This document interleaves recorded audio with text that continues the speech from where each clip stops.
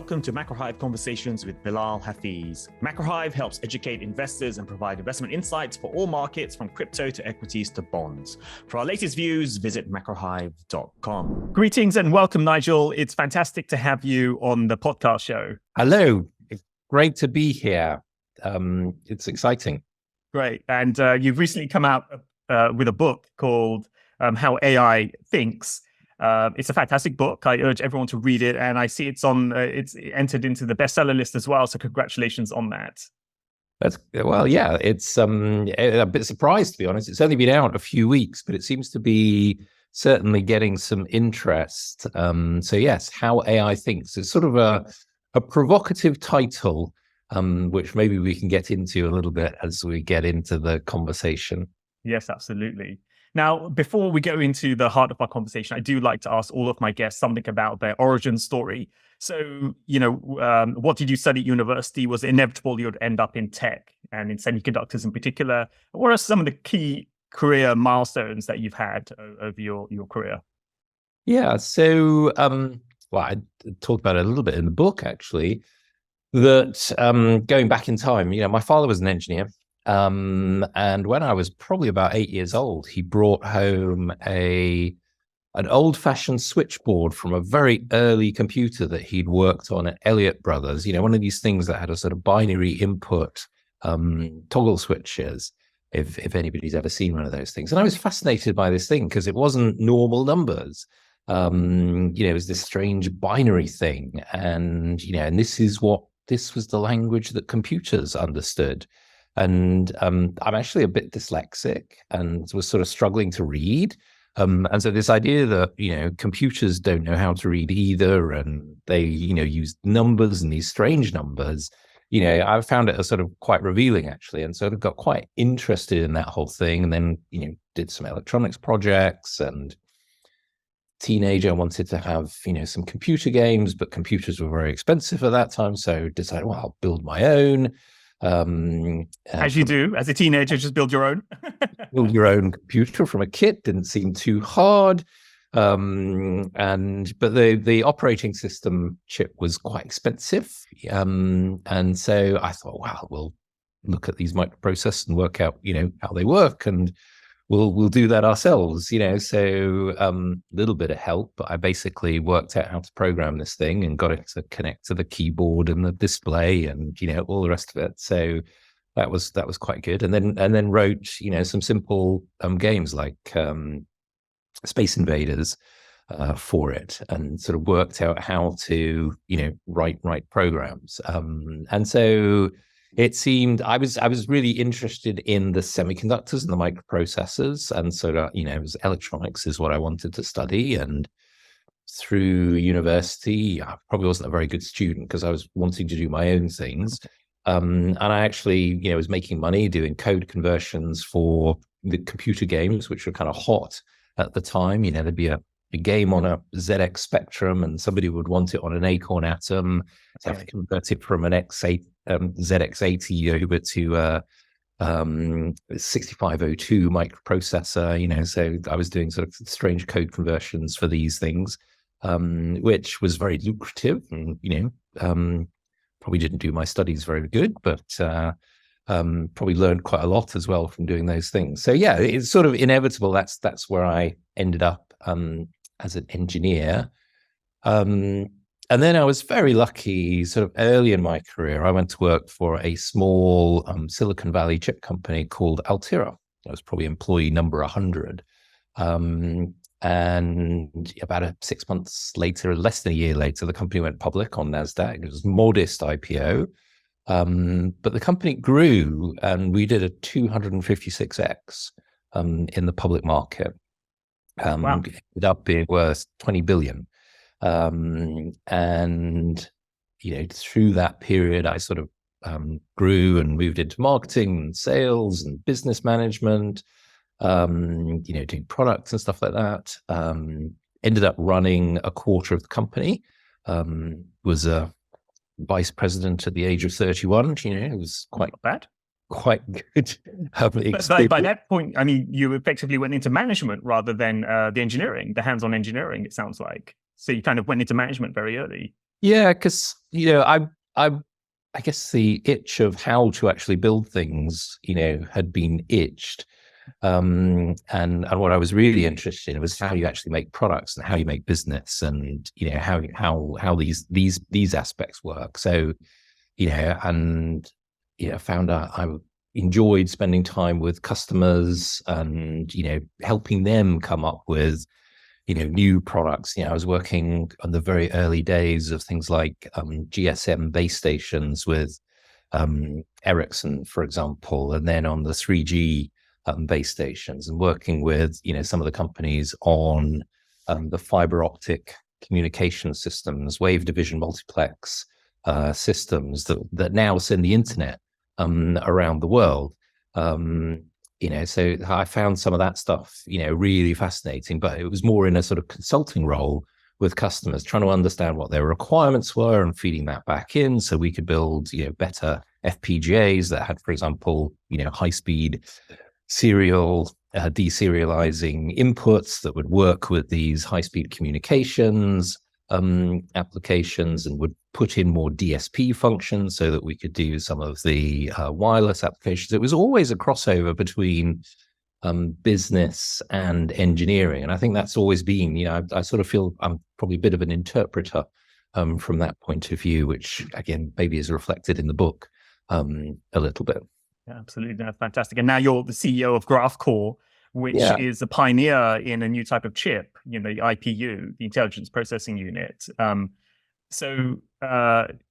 think people may well be familiar with CPUs, which are kind of the general chips you get in computers. And then there's GPUs, which power graphics cards and increasingly are used for AI or machine learning. It's kind of the workhorse. NVIDIA obviously famous for that. But then you have IPU. What is the difference between an IPU and a GPU and a CPU? Yeah. So if you think of, and this is probably a sort of gross simplification, but if you think of a CPU as operating one instruction on one piece of data, and doing that in a sequence, a GPU does something called single instruction, multiple data. So it does a single instruction on multiple pieces of data. So for example, I want to turn all these pixels blue to represent the sky.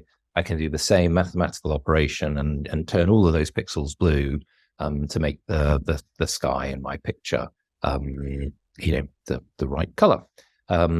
So what IPU does is something called multiple instruction on multiple data. So it's like having lots of separate CPUs working together. And that's much more like how your brain works. It's much more highly parallel, and it allows you to deal with much more complex data structures, which is really what you want ultimately for artificial intelligence. The challenge with that is not putting lots of process cores down on a chip. That's quite straightforward. The challenge is, how do you get those processors to talk to each other? How do you get the right data to be in the right place at the right time so that they can orchestrate together? And this has been a problem in data centers as well. And so there's techniques, something called bulk synchronous parallel, that is used in data centers that Google actually probably pioneered. And so what we did at Graphcore was we put that actually in a chip at very, very high performance so that all of these processes could work together. And it was easy for the software to be able to take advantage of all these processes working together. And so you can do what a GPU does, because obviously if you've got one instruction on multiple pieces of data, we can put the same instruction into each of those processors and replicate what a GPU does. And the performance is pretty similar. But what we can do is we can break it up into much more granular pieces. So when you're doing things like, for example, recommender systems, or doing stuff like it's something called graph neural networks. So the internet is a graph, social media is a graph.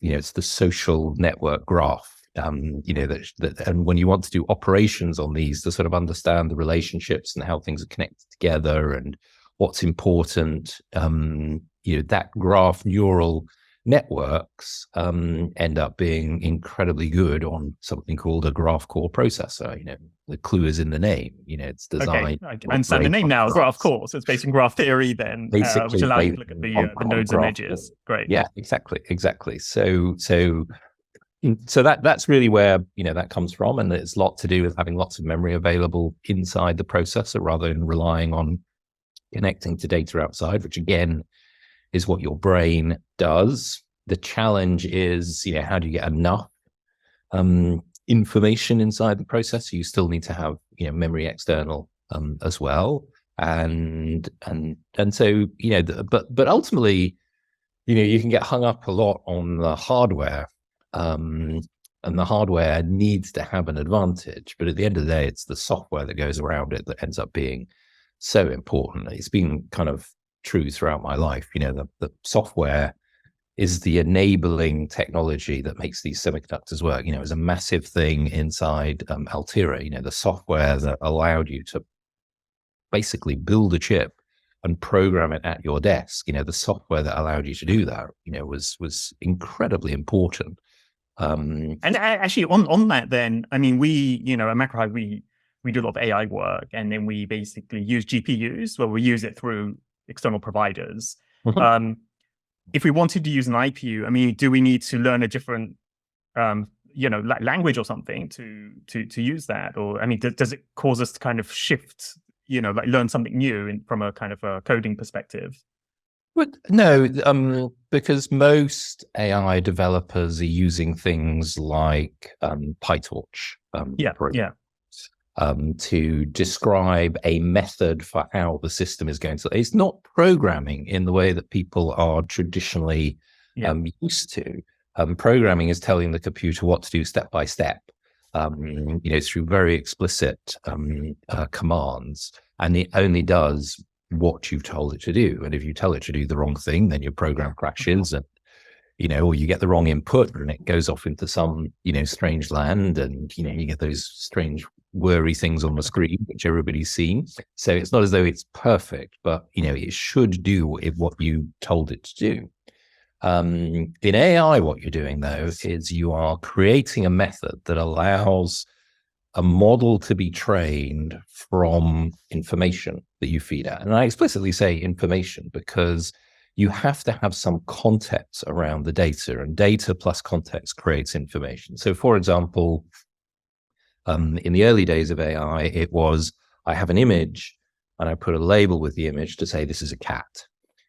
So now I've got contextual data. I've got all the pixels, and I know these pixels represent a cat. And so I can use those pixels to actually start to train the machine to recognize, what combination of pixels, will describe a cat.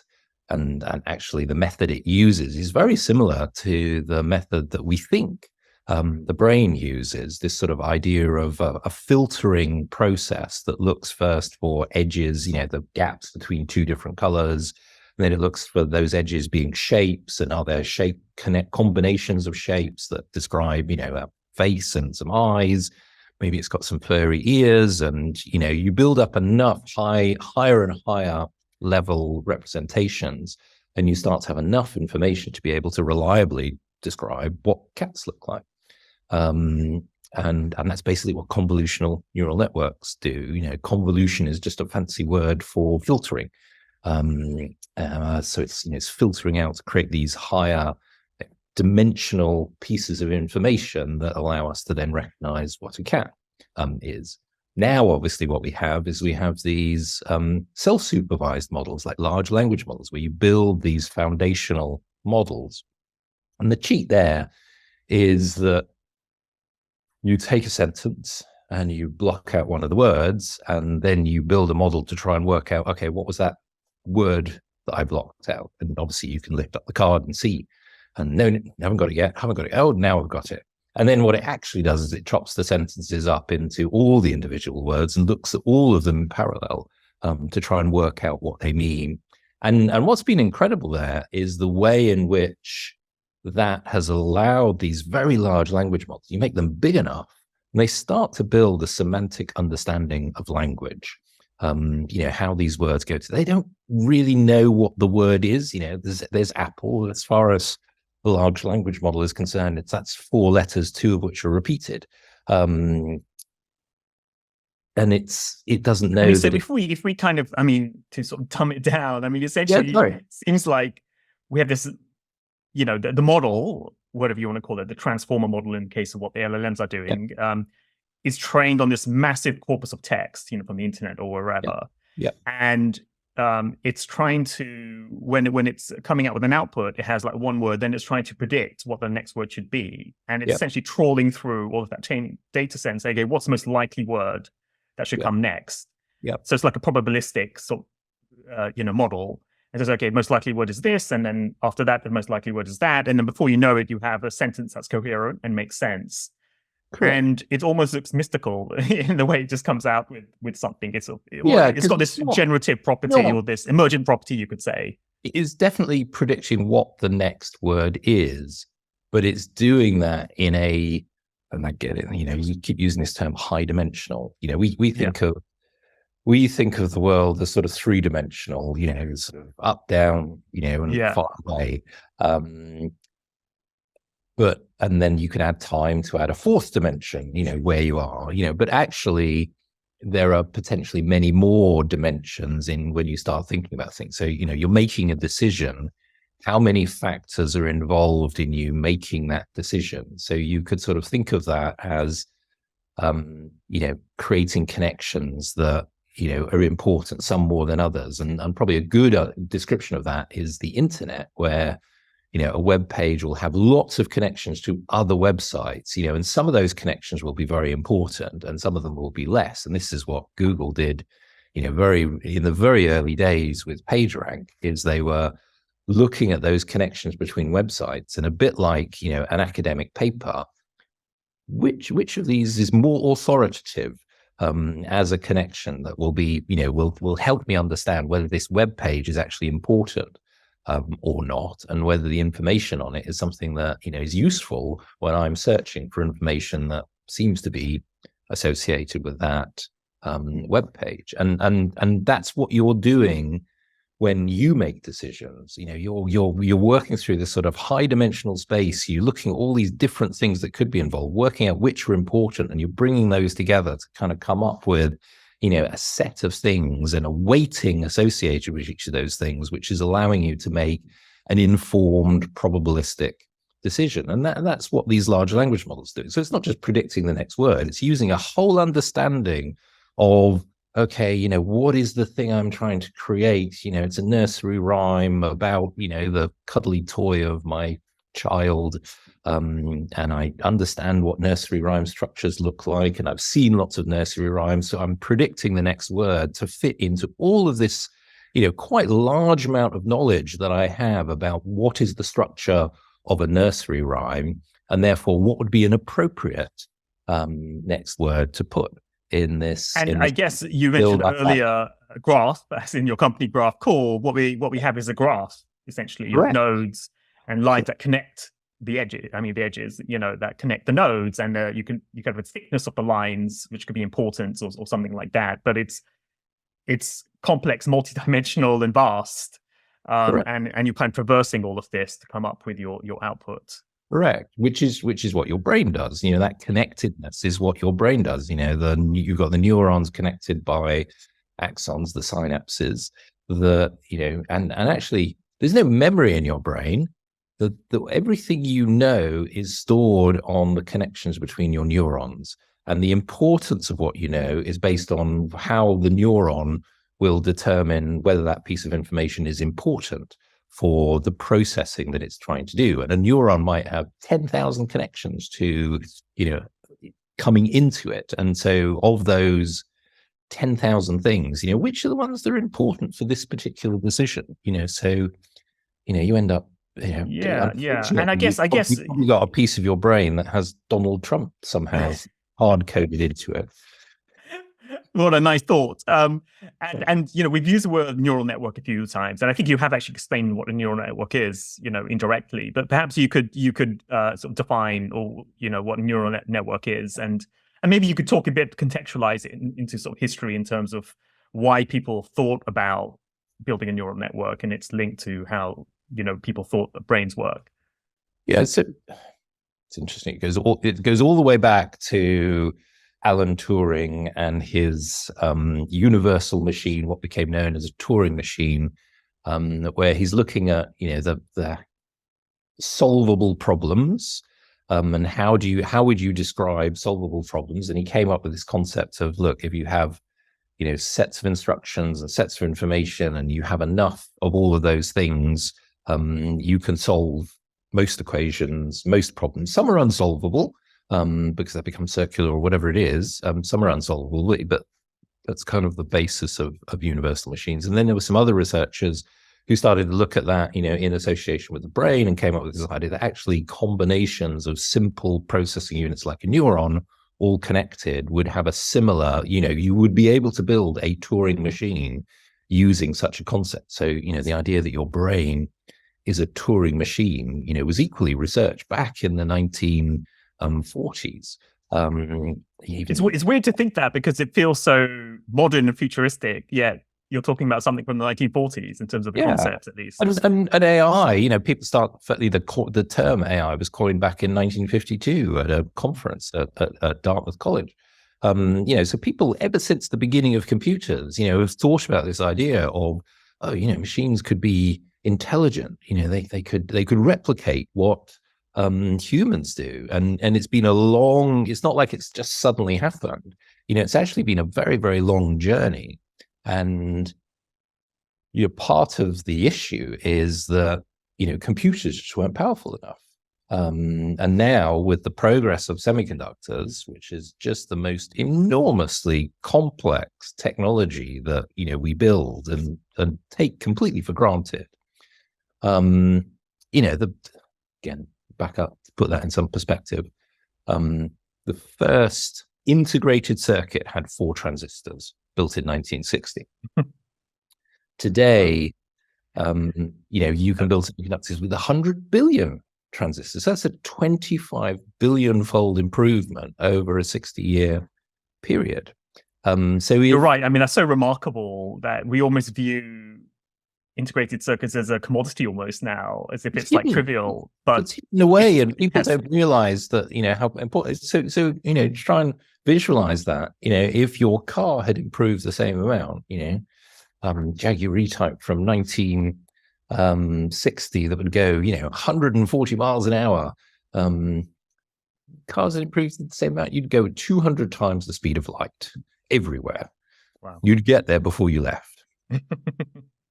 Einstein might have a thing to say about that, but yeah. Well, that's how hard it is. That's kind of how hard it is, what we've done. And it's utterly phenomenal. And it's driven by this thing, Moore's Law, which is, doubled every year for the first 10 years, and then doubled every 2 years for the 10 years after that. And, problem is now it's slowing down. So we can still make improvements. We can put more chips in packages, and we can put more chips together to build more complex systems. And we can still get a few more transistors, with each more and more expensive step that's taking longer and longer. But we've definitely hit the top of the S-curve in terms of, driving this technology forward. And, so again, it sort of comes to, people talk about the singularity, this idea that these machines will just get better and better and better. Well, the problem is we're hitting physical limits, so even if you could think about, how could we build a better computer, the physical limits of, how you'd actually implement that. I recently visited the quantum lab at Oxford University, looking at quantum computers and such. So many people talk about quantum as the thing that could allow us to break, just reach a new paradigm. Or there's molecular computers, which you talk about. You talk about both of these in your book. I let you talk about it, but it seems like there's a lot of hype around this, and we have to be realistic. But what's your take on those?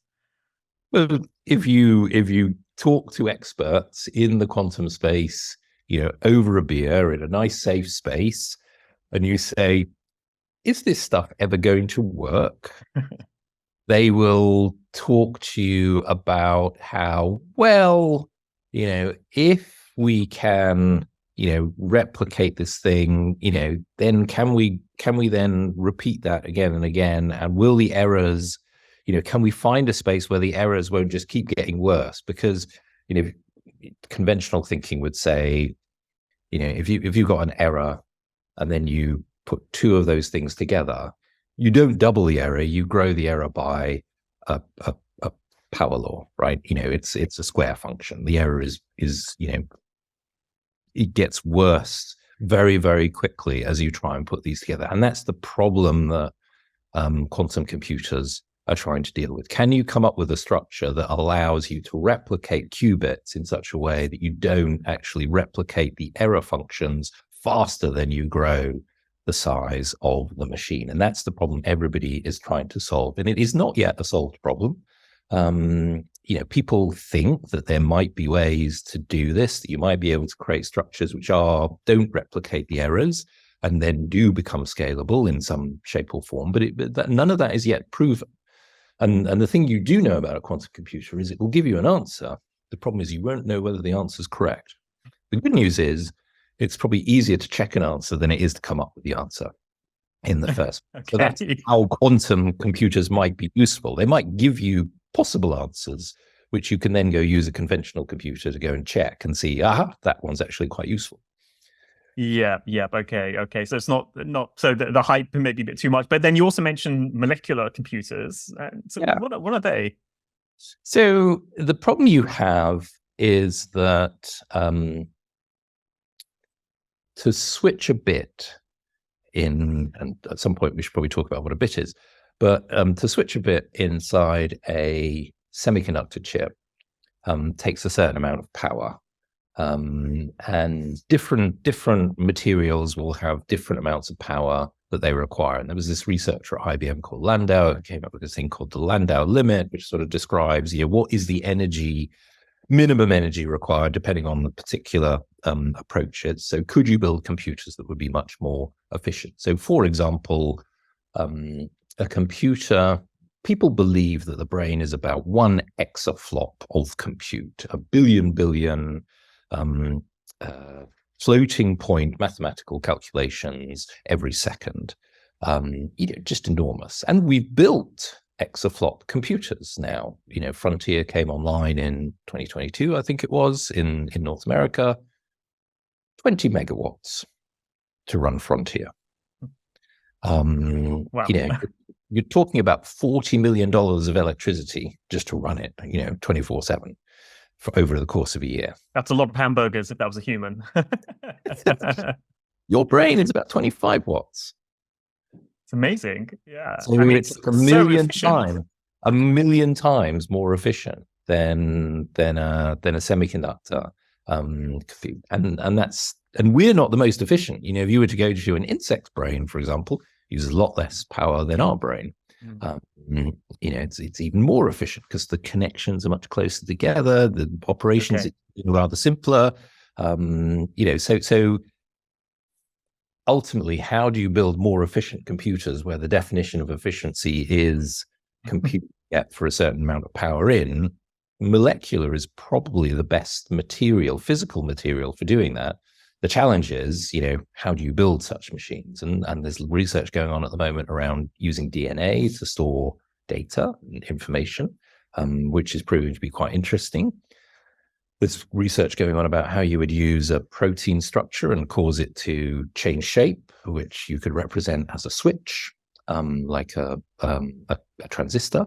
The problem is to exercise that transistor, that protein to change its shape, you've got to insert some chemical. And how do you insert the chemical in such a way that it becomes scalable and you can grow it? So, get people working on all this stuff.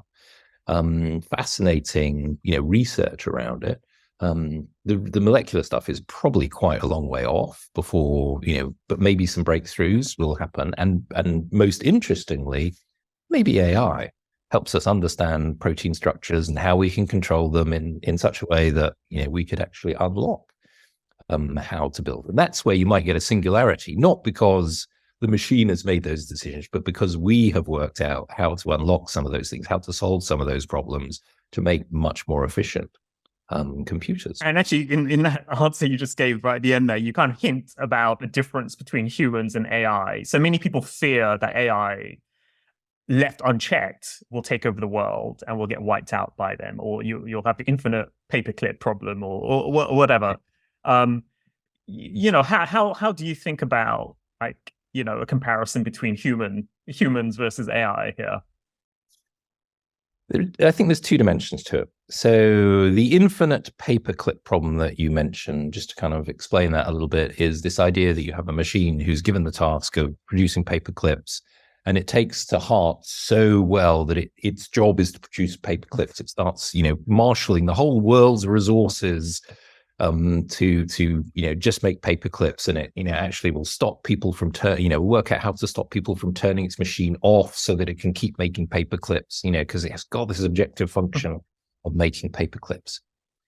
We actually have something quite similar today called social media, whose one objective is to keep you engaged on social media, and it will ping you and manipulate you to try and get you to use social media more and more, to look at more and more content. And it's not far off that paperclip model, right? In terms of what it's trying to do.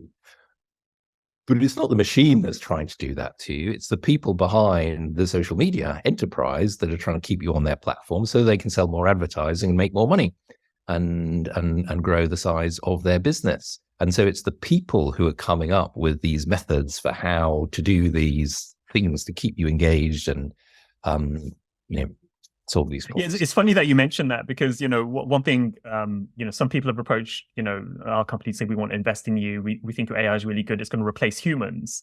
And then we have these conversations where I say, who's creating these AI programs? It's us. Humans, we're creating it. Like, it's not like you're imagining that somehow, by us having an AI model that that our clients use, that we're disintermediating as humans. But no, we have to have extremely talented humans who are constantly building the models, reassessing the model, upgrading it, pushing stuff in and out, and cleaning data and pushing it. And it's kind of a bit of a misnomer, I think, as you. I've come up with this subsequent to the book. Actually, I wish I'd put it in the book, but this idea that it's like a pencil and paper, really. If you've got a complex problem to solve, you get out a piece of paper and a pencil, and you make notes, or you write some maths. You don't try and do it in your head. You use a simple tool to try and help you kind of externalize it and think about it. And AI is like a really, really complicated piece of paper and pencil that it's going to help you solve problems that you couldn't solve on your own. It's going to come up with ideas, and then you will need to pick which is the best idea. Or combine things together and say, no, that's not quite right. I want a bit more of this, a bit less of that. So I was listening to the radio recently when I think Liam Gallagher's got a new album coming out, and they were talking about the sound of Manchester, and asking, I think one of the guys from Joy Division, what do you think about this sound? Is your music the sound of Manchester? And it's like, well, music forever has been based on inspiration of other musicians, and so the idea that you can come up with something completely novel but be inspired by what the Beatles did or whatever it was, that's how creativity works. And so the idea that AI will help us be more creative by giving us more ideas, more inspiration, is really true. But back to the problem we were talking about before. There is a problem. And people like Jeff Hinton have been, talking about this recently, which is what they call the alignment problem. Yeah. Where, how can I be sure that I've told my AI to solve some, trading problem, that it's actually doing that correctly, that it's actually following the instruction that I gave it, and there isn't some secondary thing that to get to the problem it does something bad in the middle to then get to the right answer. And so how do we make sure that the AI is aligned to what we intended it to do? I think that's a very software centric view of the world. I come from a hardware world. I call that verification, because when you make a chip, you have to test it. You have to formally prove that what you've described as the chip is actually what you're going to get when you make it. Because if you don't, you just waste millions of dollars on your tape out, and you get a chip back that is nothing like what he wants. When you build software, you kind of put something together. Yeah, it seems to what you do a few tests. It seems to work. Throw it over the wall to a customer. Customer comes back and says, "Oh, I did this and it broke." Oh, well, hey, that's good. Okay, so now I've got a use case. I'll go and test that use case and I'll work out how to fix my software to solve that problem. And that's how software works. Software is kind of this iterative process where it is used to being able to throw something over the wall and then try and fix it later. I don't think we get to do that with AI. Certainly not really powerful AI. I think we've got to do really rigorous testing, and we need to find out, probably using AI, how we can formally prove that this thing is aligned to what we said it was going to do. And we shouldn't, as humans, let it out the door in the, run fast and break things manner that has become kind of the way that software development works. So, and again, that's where regulation probably needs to step in and try and set some standards around that. And these do exist in software as well. There's things like functional safety software that goes into cars.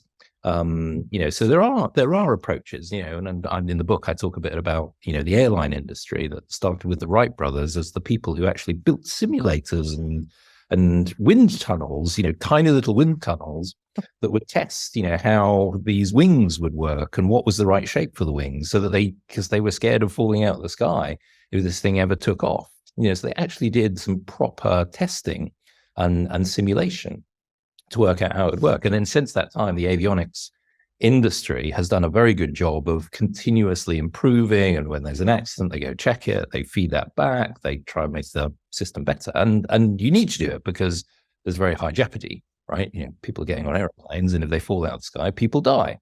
So there's a really strong incentive. The problem is when you're searching cats on the internet, probably nobody's going to die. So you feel like you can throw it over the wall and have a go. But, if you're searching for cancer or, breast cancer or something like that, then we're getting to the point. Yeah, I mean, it's a tough one, right? Because, you don't want to stifle the very techniques that could solve the alignment problem. Like, for example, one thing we're dealing with is like, okay, we have large language models. You ask it a question like, why is this thing happening in the market or something like that? The LLM comes back with an answer, a single shot answer. Now you can introduce something called chain of thoughts, where you say, okay, lay out your reasoning. That's one way to kind of make sure that there's some kind of, step by step, there's some reasoning. Then you can have tree of thought, graph of thought. So you create this sort of scaffolding.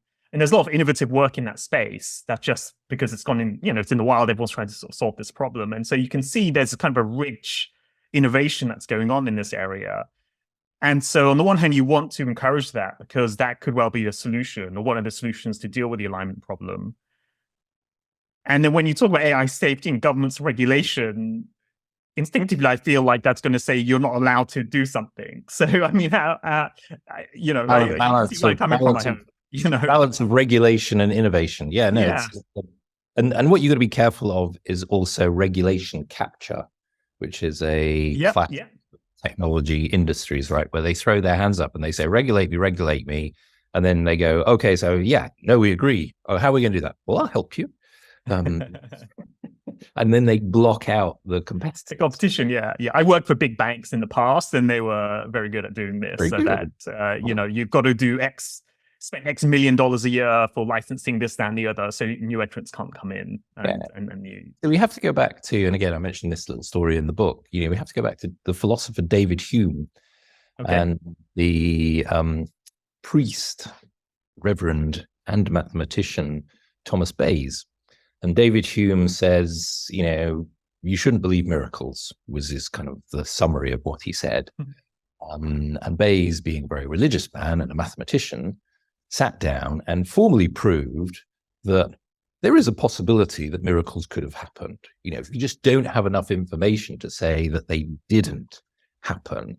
And Bayes' theorem, which is now used, everywhere, is this idea that the more information you have, about a particular situation, what caused that situation, leads you to believe that that condition, is repeatable and, the accuracy is high, and you can actually measure that. And you could build systems using these probabilistic approaches to create a feedback mechanism so that, it's the answer's not good enough. Can I make it better? Can I make it more aligned? Which is potentially what reinforcement learning can do.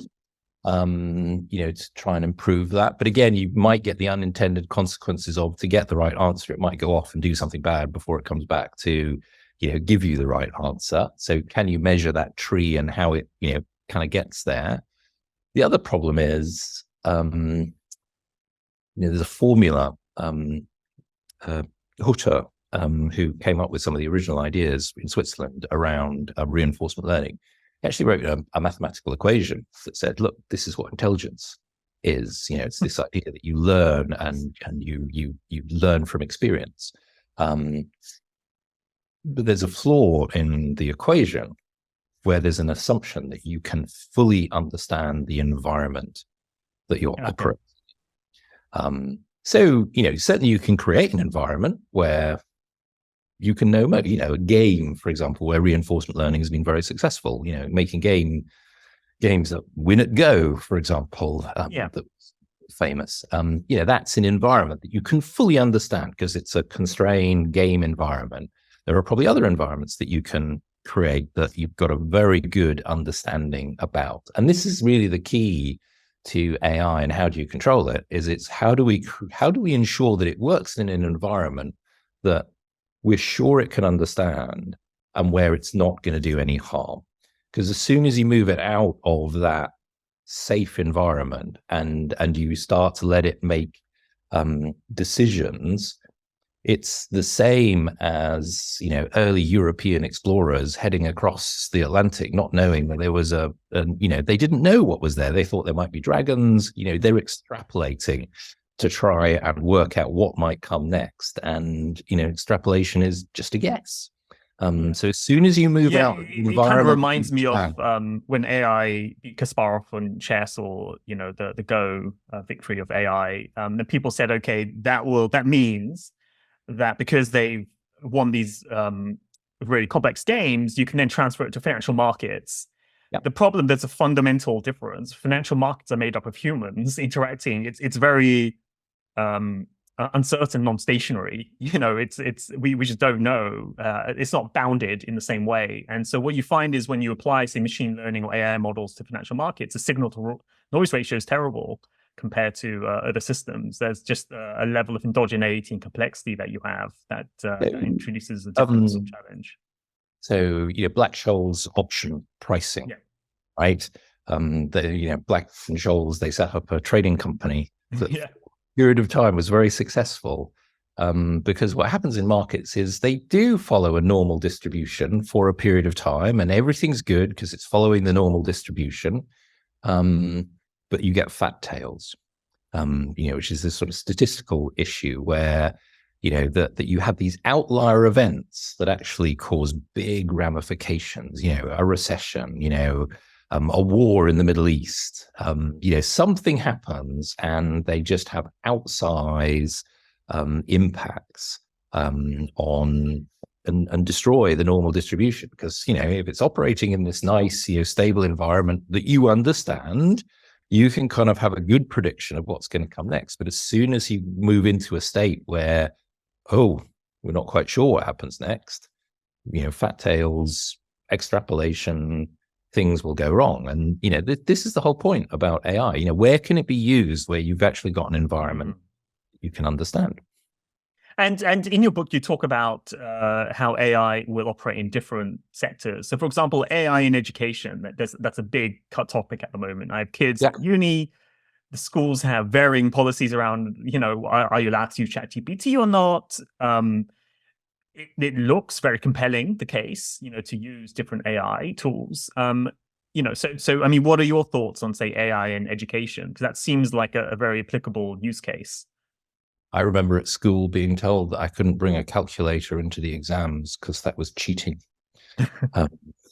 Now, calculators into the exam is just a tool that is, accepted.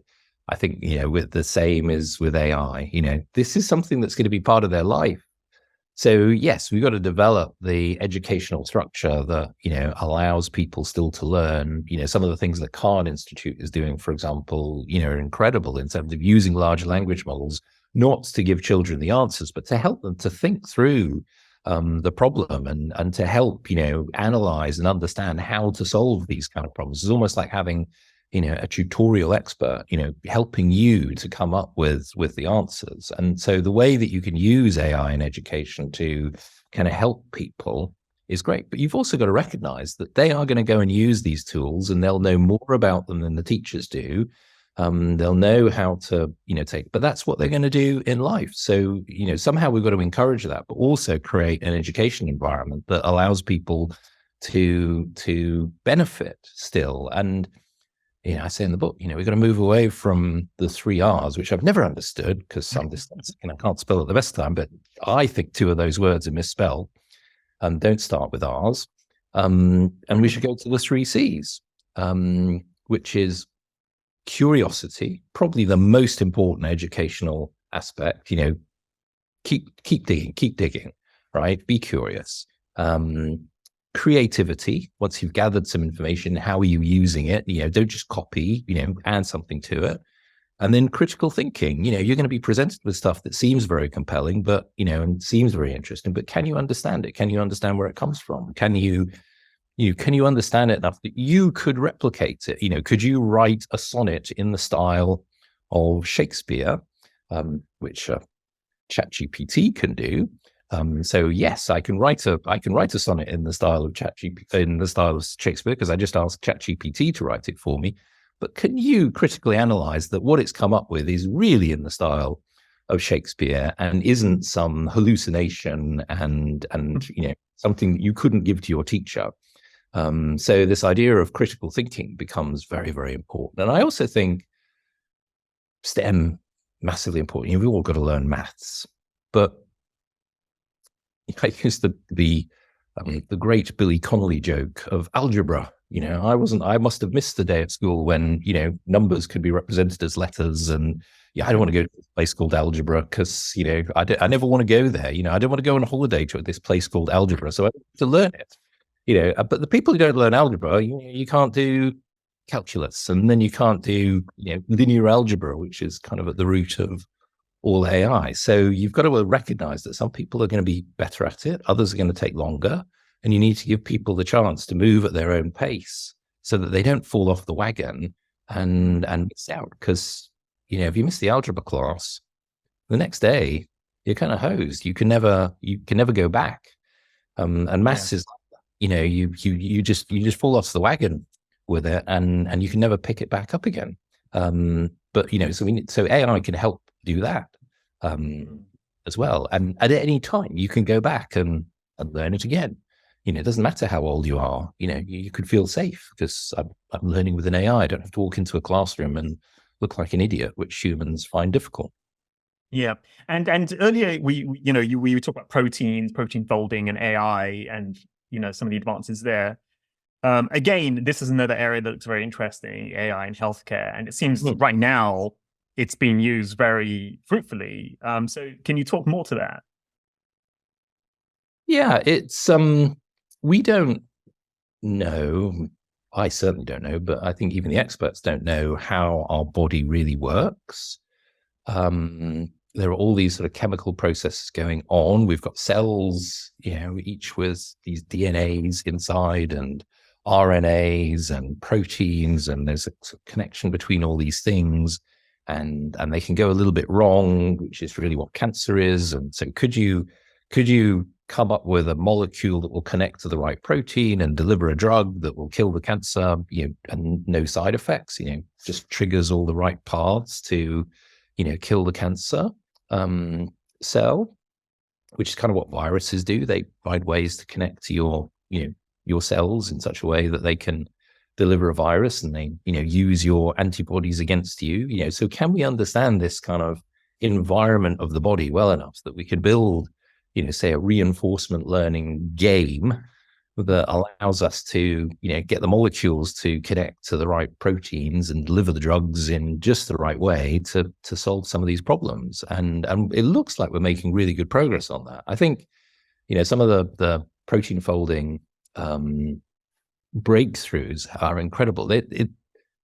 They're able to show lots of protein. They still don't have the full description of the protein, and that would allow you to use it in every situation, but much more information than we've ever had before.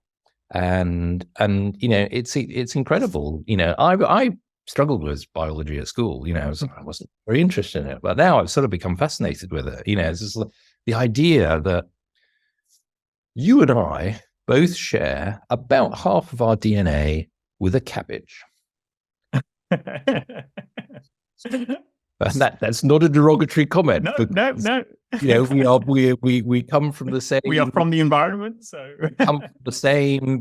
Originally there was a cell that split, and from that everything emerged, and cabbages emerged, and humans emerged. So we're all related, and that goes to the environment then, as well. So it's not just about how we might, if we can understand that, we can maybe solve health problems, but maybe we can start to understand the environment better, and understand what we're doing wrong in the environment as well. It's like one of the big reasons that whale hunting was stopped was because somebody came out with those CDs which had whale music on. People suddenly realized that these are amazing creatures. Why are we killing them? It really helped to kind of support the campaign to stop whale hunting, because they were becoming an endangered species. AI is now allowing us to actually understand what they're saying, and whales are very social creatures with a very rich set of language. They do mother speak to babies, and AI is helping to understand that communication. So AI is going to help us, I think, understand much more about the world around us, and make us much more, hopefully, less arrogant about how special we are, and make us realize, well, we're half a cabbage, so let's look after cabbages. Makes them much more humble. Now I do have to go to something less humble: money and finance. What about AI in finance? Well, yes, it's being used in so many different ways, isn't it? You talked about the sort of market signals. A lot of people are trying to come up with AI systems that generate signals that anticipate what might happen as a trade, and then get ahead of it to drive outcomes. So that's kind of a really big area that people are trying to use AI. Ways in which they're going beyond the sort of normal quant approaches to come up with different trading strategies to run positions. It's such a hot area, I think. Yeah, and through all of this, we've kind of talked about some of the risks with AI, and obviously it's a huge area. If you were to advise, I know, the world government, if there was one, on what, how they should set policy around AI that, on the one hand, has some guardrails to make sure that it doesn't lead to bad outcomes, but at the same time maintains innovation. I mean, what are some of the things you would advise? Well, we've sort of covered some of it a bit, haven't we, already? But it's some things to me are just obvious, like deepfakes.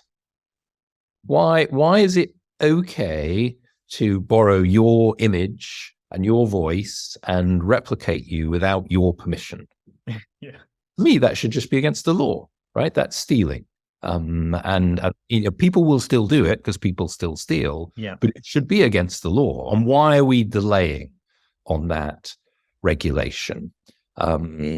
There's been debates in the UN around AI-driven weapons that make the decision to press the kill button, where AI makes the decision. And some countries like the US are saying, well, I'm not sure we want to stop that. It might actually help us.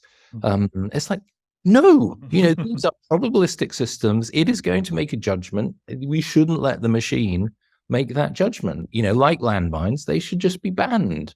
And somebody will still go and try and do it, but at least it will be, banned on a global basis. And we'll know that that's a bad thing. So certain guardrails, I think, are easy. Where it gets harder is when you get into the sort of the gray areas of, well, it could be helpful, could be difficult. So I'll give you an example.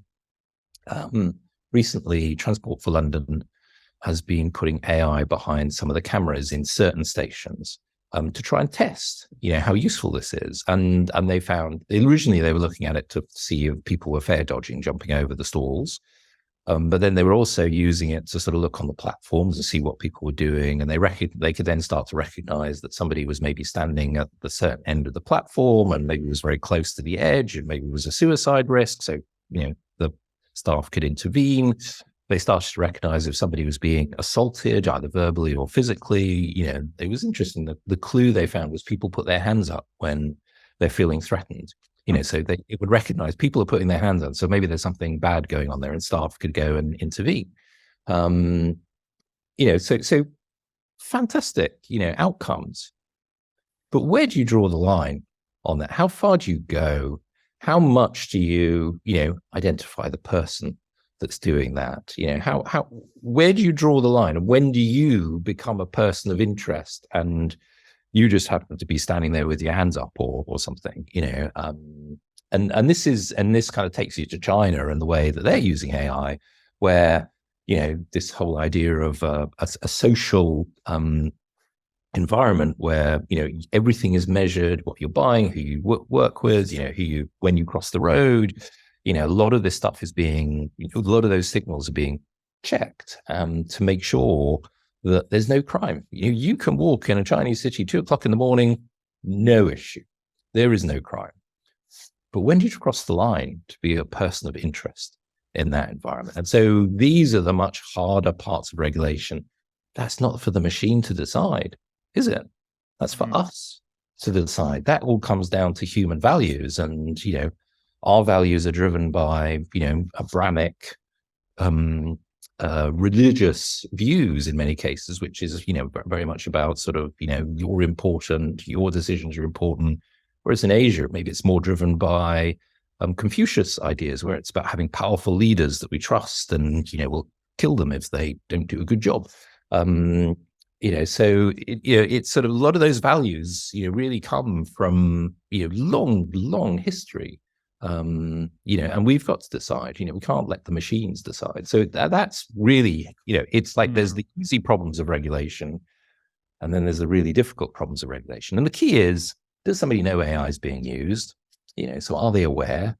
Do we understand how the issues might manifest so that we can make those decisions about where we draw the line? And then how do we protect people in that, AI environment? And it might not be something physical. It might be that, they don't get a loan because the AI was biased, or they don't get a job because somehow they're being screened out. Famous in finance, right? A lot of the big banks, they get so many applications, they take half the applicants, they throw them in the bin. Say, those people are unlucky and we don't hire unlucky people. It's kind of a form of bias depending on when you send your application in, I guess, or where you end up in the pile. But, or you can think of it as random. But it's this issue of how do you protect people, make them aware that AI is being used. Do we understand how the issues manifest? They need to understand how the issues manifest so they can protect themselves. And then, how do we ensure that those signals are there so people are able to protect themselves? Yeah, no, that's fantastic. Yeah. Now, I did want to round off with one, two more sort of personal type questions. One is, what advice would you give to younger people who are leaving university to enter the wide world, perhaps later this year or even now? What do you love? Do something you love, because AI is going to help you do it better in many cases. Yes, we're still going to need software programmers who will create the next generations of AI, etc. But a lot of people won't need to do coding. They won't. Telling a computer what to do will become much, much easier. And so you'll get the power of AI to help you solve problems. So, you need to do the things that you love, and AI will help you. Wonderful example of a chap I work with. He's helping his son train. And, I was looking at it and saying, well, you're not exactly the example of physical excellence.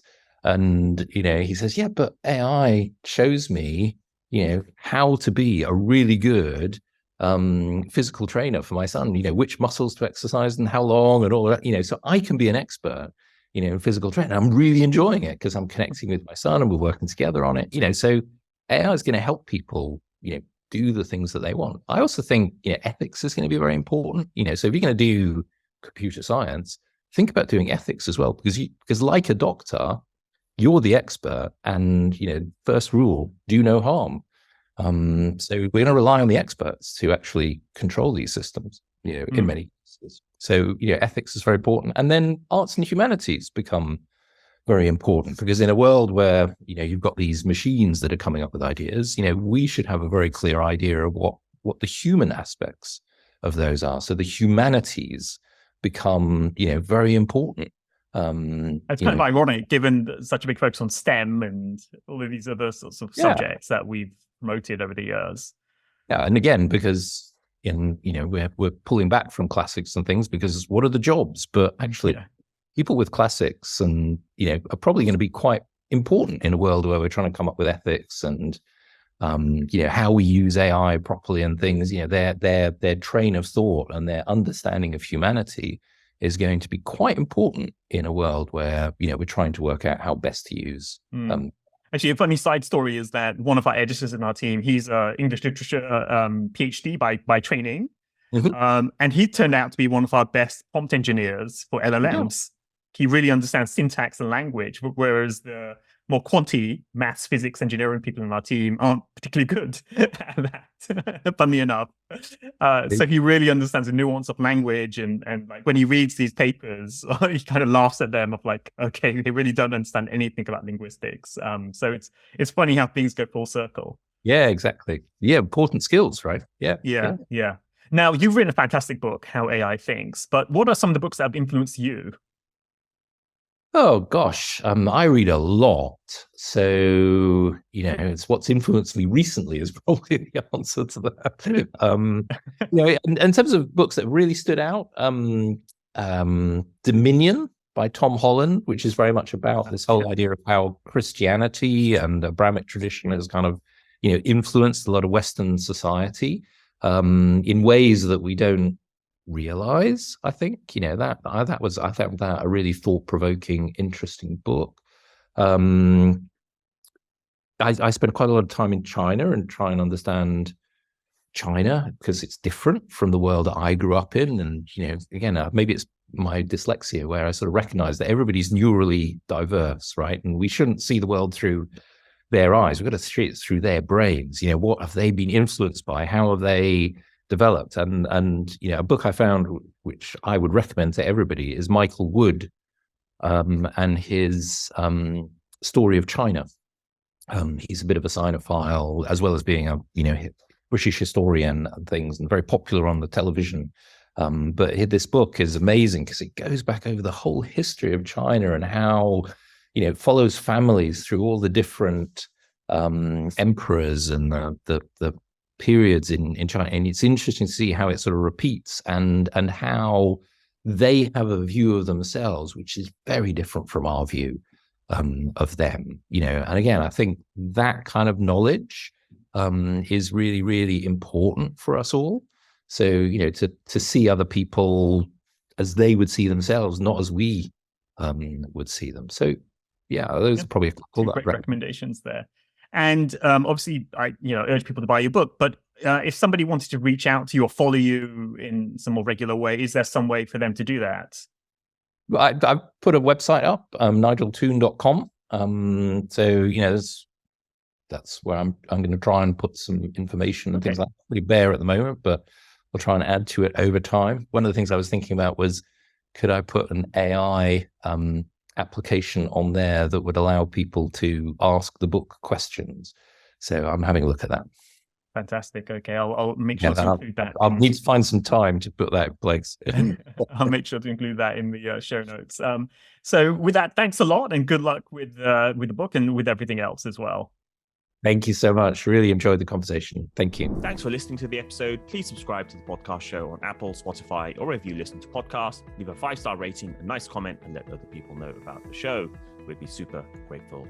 Finally, sign up for our free newsletter at macrohive.com/free. That's macrohive.com/free. We'll be back soon, so tune in then.